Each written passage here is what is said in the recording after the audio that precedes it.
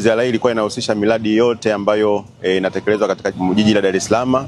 Miradi hii ambayo imebuniwa na serikali na kutekelezwa na TANESCO ina lengo la kuhakikisha hali ya upatikanaji wa umeme inaimarika katika jiji la Dar es Salaam.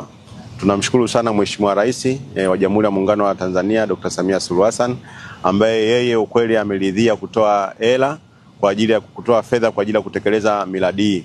Miradi inayotekelezwa katika jiji la Dar es Salaam pia inatekelezwa katika mikoa yote karibuni ya Tanzania bara. Na miradi inajulikana kama miradi ya gridi imara. Yaani miradi iliyobuniwa kwa ajili ya kuimarisha upatikanaji wa umeme kwa nchi nzima.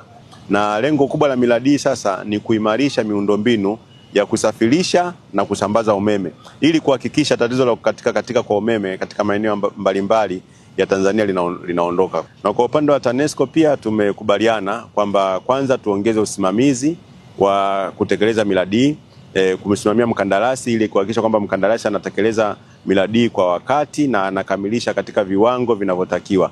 Lakini pia tumekubaliana kwamba tuhakikishe miradi inakamilika kwa wakati ili kuepuka gharama zinazoweza kutokea kwa kuchelewa kukamilika kwa miradi, lakini gharama zinazoweza kutokea kutokana na mkandarasi kuongeza muda. Kwa hiyo hilo tumekubaliana pia.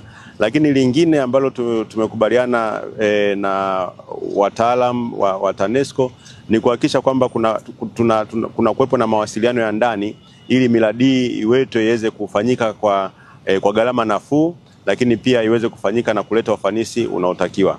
Kwa hiyo ziara hii imekuwa mafanikio kwa sababu nimeridhishwa sana na kazi ambayo imefanyika mpaka sasa hivi. Kazi iliyofanywa na wataalamu wa TANESCO ni nzuri sana. Kwa hiyo nachukua nafasi kumpongeza mkurugenzi mtendaji wa TANESCO kwa namna ambavyo anaweza kusimamia vizuri miradi.